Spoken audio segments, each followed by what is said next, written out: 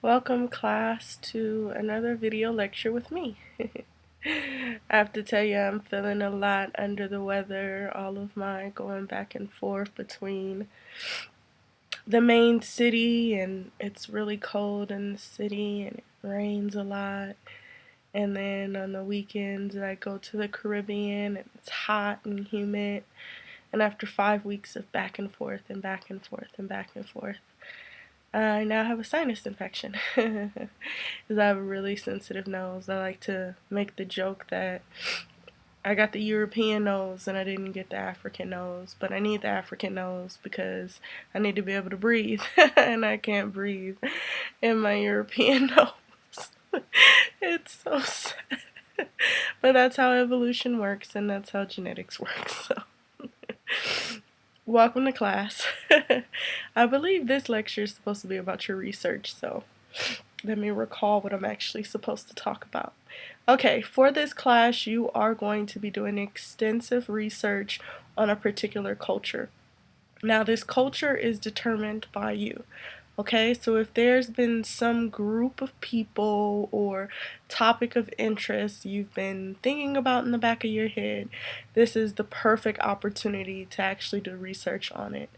Initially, what you would do and what any anthropologist would do and what I will do as soon as I get better and can get myself back to Kawita is initially, so you come up with a topic that you're interested in and you start to do your background research. So what I've done with Kawita thus far is I've learned the history of the region, which is really sort of, it's a Caribbean town where many immigrants have come from Jamaica during the time when they were building the railroads and also during a high time of migration into different Central American locations. Many people relocated to help build the Panama Canal and all different types of reasons. So you're going to see sort of this influx of black migrants from different areas. So that's what Kawita basically is a bunch of Jamaicans that now speak Spanish because they've been in Costa Rica. It's actually quite awesome, and they have their own sort of form of English, and if I could sound it out for you, then I would, but I can't. Not at all, and they make fun of me when I try to, so I won't try to. But I do my background research, so I don't start interviewing people right away, and I haven't yet started interviewing people. What you would initially do is start making friendly. And it might seem a little tricky or deceptive, but it's not. Be yourself. If you're genuinely interested in the culture, the people will pick that up from you. If you're just going to do a project, the people will pick that up too. So just choose something that you actually can get value from so that you're more likely to carry yourself in a different way. So I've been visiting the location for several weeks, eating in different places, talking to people, gathering basically background information on the culture and the group and the people and the preferences and the food. But you don't really know the nitty-gritty stuff until you start getting into the interviewing. So first start off with your background information. Start collecting whatever you can. On the website, I have uploaded a sheet for you to start with. You'll be able to write down the background information you have on the culture, what the culture is, and then after you have your background information, you start to formulate your research question. What is it about the particular group you are interested in? For me, I'm still trying to figure that one out. And trust me, it is a process. It's really hard to rush these kind of things in one semester, but I'm going to push you to try to do it. And I'm going to push me to try to do it in the next 3 weeks. 2 weeks? 2 weeks. I'm in Costa Rica. In the next 2 weeks, I need to hurry up and get better so that you can get your research done in the 16 weeks you have this class. So the research question is sort of broader than your hypothesis, and don't end up getting them confused, okay? The research question delineates for you what exactly you are focusing on. So yes, I'm interested in the culture of Kawita. If that's just what you're interested in, I want to know how the culture functions, lives, how they worship, all those different things. That's perfectly fine. Then your research question should be, what is the composition of the culture of whatever you're interested in? But for me, I'm less interested in how the people live, think, breathe in Kawita because it is sort of a different town. It's a tourist town. A lot of people come there to surf. A lot of people come from all over Costa Rica for the Caribbean food, for the music. One of the most legendary calypso players lives there, Walter Ferguson, which we'll hope I can talk to. um, he's been watching me walk back and forth past his house for a couple weeks now. So hopefully he'll yell at me and let me come talk to him because I only have one question. Um, but essentially the research question should be what you're interested in, and I'm particularly interested in the effects of sort of tourism on their culture, on the expression of their culture, because look how many changes have occurred. It's practically what I'm thinking, and I can be wrong, trust me, your research can't be wrong.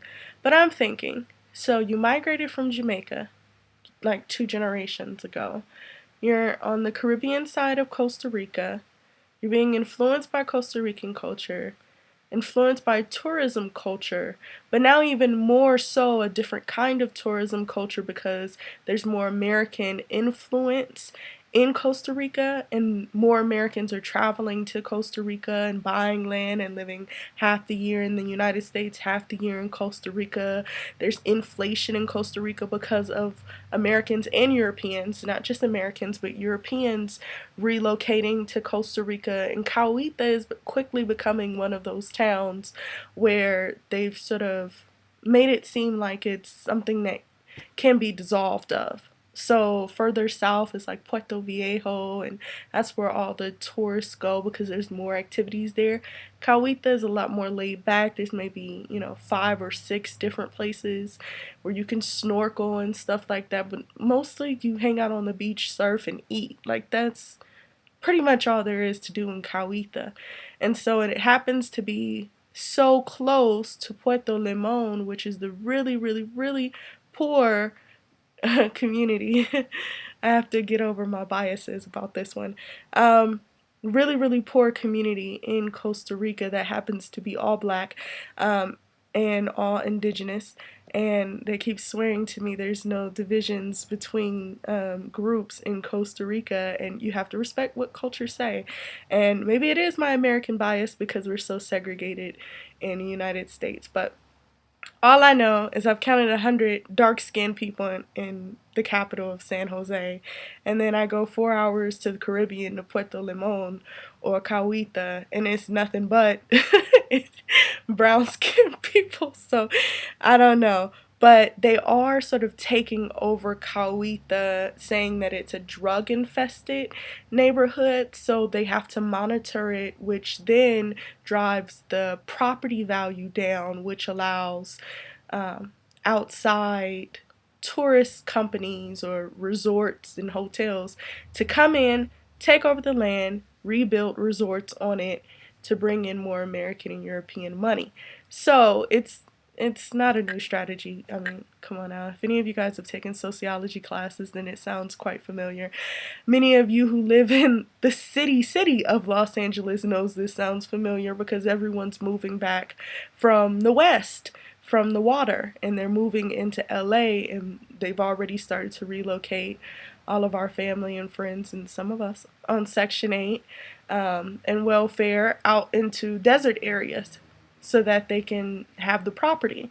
I mean, I've never seen them relocate the people in the jungles so fast in my life. It's like the jungles is disappearing. It's like homies I knew in the jungles no more. Talking about they live in Victorville. Why are you in Victorville? I don't understand. But it's the same kind of gentrification process because the cost of living is lower in LA because we've inhabited, the poor people have inhabited it, and they've said that we've infested it with drugs and sort of all these haven't taken care of the property value low, people can come in, buy the property, move us out, build whatever they want on it for money. Smart tactic. We need to get on it, people. Okay.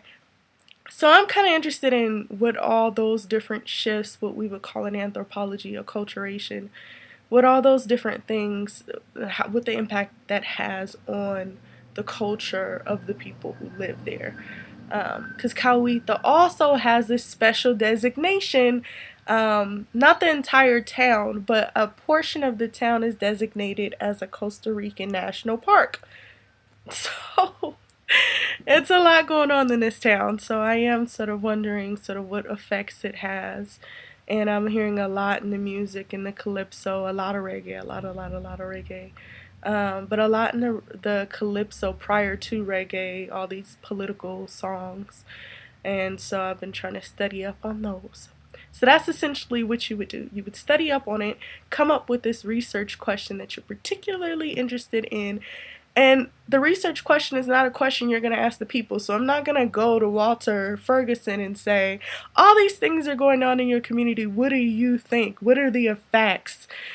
No, not at all. The research question guides your approach.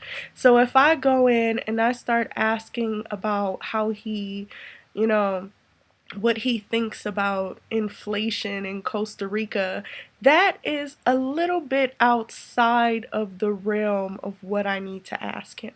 It's a little bit related, but it's outside of, if you can think of your research question as a circle, and then asking something outside of it is here. You don't need that right now. Now, if you were doing that research for years and this was a project for an actual degree, then you might want to go there. But for this class, just stay in the circle. Stay in the circle, okay? Ask the questions that are necessary.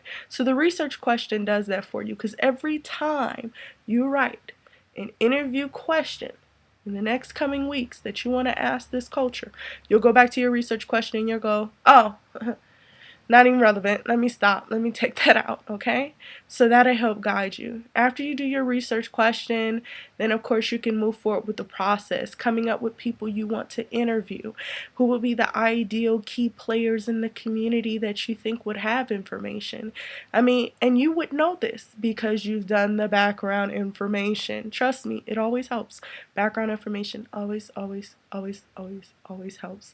And so I know, I mean, I stay in the same hotel, very, very expensive hotel. Every time I go, and all the locals make fun of me for it, but it's okay. Especially since, I can't afford food, so I work at one of the restaurants cleaning dishes for food, and they laugh at me. They think it doesn't make sense, but I really stay at the hotel because it's across the street from a couple of the guys who have pegged as historians in the neighborhood. And so every time I walk by, they're in like serious conversation with each other, like three of them. And, that sounds familiar to me because I grew up with men and women in pairs having serious conversations in the middle of the day, sitting out on the porch. You walk by, they say hello, and then go back to the conversation. You're like, what are they talking about? They're talking about life. And so I've decided those are the people I really need to talk to. And so I have to pass them every time I do anything in that town. And so now we've become really friendly. I know their names, they know my name. They happen to live next door to Walter Ferguson. This is a small town. Everyone lives next door to everyone. But so now they know that I teach anthropology, and they know I'm interested in culture. And so I've been able to throw out a couple questions about, would you be willing to share a little bit about that on video with my students? And oh yeah, sure, next time you come. When I get over my cold. But you have to know your background information to know who are people who are ideal. Who are the sort of rocks in the community? Who are the people who've been around? Who are the people most affected by things? They're definitely the people who know everything about what's going on. People who've lost their property. I mean, the restaurant that I clean dishes at, that guy has closed his restaurant, they've told me, like maybe 5 times over the last few decades. And it's like a really famous restaurant in the area. I mean, I was hearing about it way in San Jose, and to know that he had been closing several times over the decades because he couldn't afford it. And there's like one of the Coweta videos I post, it's closed in the video. It's like, who better to talk to but that owner? because he knows exactly the effects that finances have put that town through and put him through. So that's what you figure out when you do your background information. And those people will all keep you in the loop of the information that you need. Those are the people that you talk to when it comes to your culture. Okay? As usual, I'm always here by email. What is it, the private message thing you do? So private message me online if you need any help, or you just it's on your mind and you can't quite get it clear. No problem. Email me. We will try to clear it up. If you're one of those students who just need to scream it out, maybe we can set up some kind of Skype or video chat. I don't know how that works on this online site, but I definitely have a Skype account or Tango, and you can scream or yell and let me know what you're thinking. Or if you need to record yourself a video and upload it to the class telling me how confused you are, that's perfectly fine. I want to help you through it because research skills are probably the most important thing ever, and I definitely want to set my students up to succeed when you get to your 4 years. If you have these kind of skills, research and writing, no one can touch you ever. So think through this, figure out what you want to do, and let's get it going, okay? Good luck.